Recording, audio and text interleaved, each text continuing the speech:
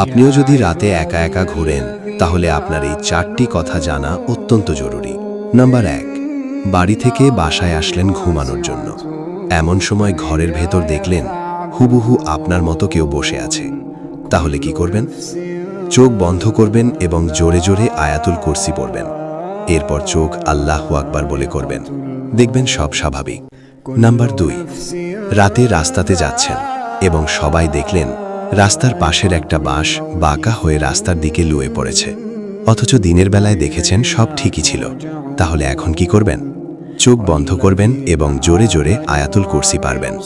Number 3, আপনি রাস্তা দিয়ে হাঁটতেছেন, এমন সময় আপনি অনুভব করলেন যে আপনার পিছন পিছন কেউ হেঁটে আসতেছে, অথচ কেউ না।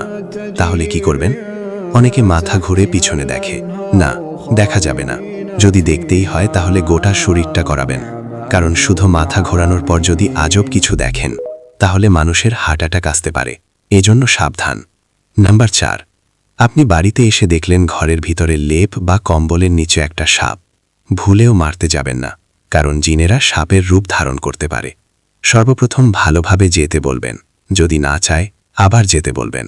3 বার বলা হলে সে যদি কোনো জিন হয়ে থাকে তাহলে চলে যাবে, আর যদি না চায় তাহলে ভাবতে পারেন এটা একটা দুষ্টু সাপ, তখন আপনি মারতে পারেন।